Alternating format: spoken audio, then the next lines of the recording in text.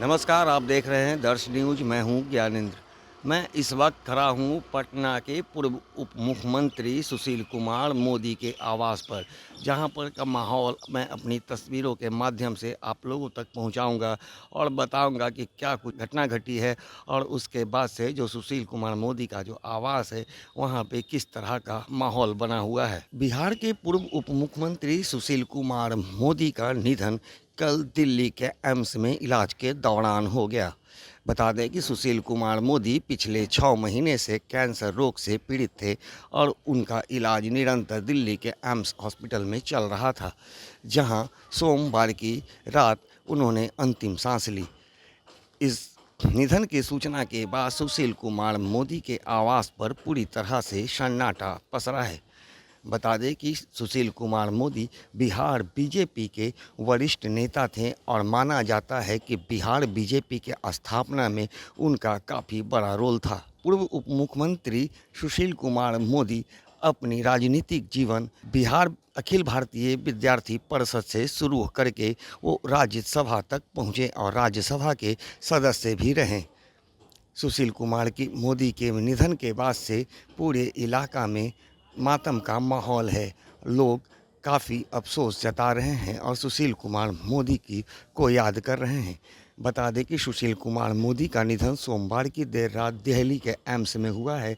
हालांकि अब तक पटना में उनका पार्थिव शरीर को नहीं लाया जा सका है। उनके निधन की सूचना के बाद जो सुशील कुमार मोदी के जो परिचित हैं, जो उनके परिवारजन हैं, वो पटना से दिल्ली रवाना हो गए हैं और वहां से उनके पार्थिव शरीर को लाने की तैयारियां की जा रही है।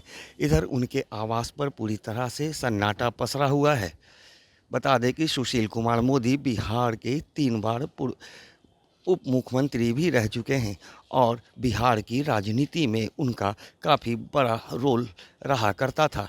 लेकिन पिछले 6 महीने से कैंसर से पीड़ित होने के कारण वो देश भर में हो रहे लोकसभा चुनाव में अपनी सहभागिता नहीं कर सके और वो 3 अप्रैल को ट्विटर के माध्यम से कैंसर पीड़ित होने की जानकारी दी थी, जिसके बाद से पूरे बिहार में खलबली मच गई थी।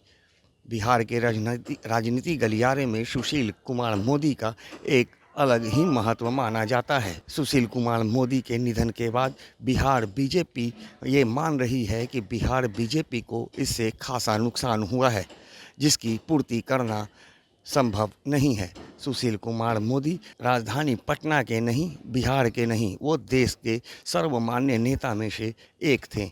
आज उनके निधन के बाद पूरी तरह से राजधानी पटना के उनके आवास पर मातम का माहौल बना हुआ है।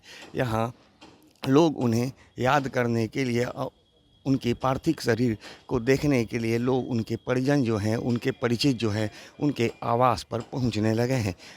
कल 9:20 पे उनके बड़े सुपुत्र उत्कर्ष जी से सूचना मिला कि पापा नहीं रहे। उसके बाद तो मैं बहुत महमत हूँ। पिछले 35 वर्षों से अपना पारिवारिक संबंध था।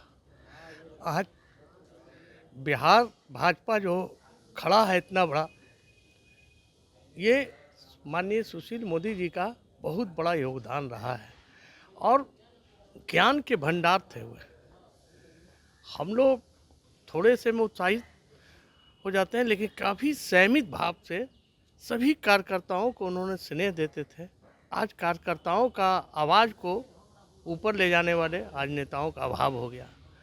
आज बिहार के लिए बहुत बड़ा क्षति है और उसके बाद इसका दूरगामी परिणाम पड़ेगा। आज भारतीय जनता पार्टी को इस मुकाम पे लाए। मैं 15 वर्षों तक उनका विधायक प्रतिनिधि के नाते काम किया, ज़िले में महामंत्री रहा और उसके बाद कभी भी उनको ये नहीं देखे उत्तेजना और गुस्सा में। कितनों लोग कार्यकर्ता कुछ बोल भी देता था, उस संयमित भाव से ये रहते थे। ये भरपाई करना बड़ा मुश्किल है। आज ये दुख की घड़ी में मैं ईश्वर से प्रार्थना करता हूं कि उनकी आत्मा को शांति प्रदान करे। मैं अपनी ओर से सच्ची श्रद्धांजलि देता हूं। फिलहाल अब तक उनके पार्थिव शरीर पटना उनके आवास तक नहीं पहुंच सकी है। अब आने के बाद यहाँ का क्या कुछ माहौल होगा वो भी मैं आपको बताऊंगा और दिखाऊंगा। दर्श न्यूज के लिए ज्ञानेंद्र की रिपोर्ट।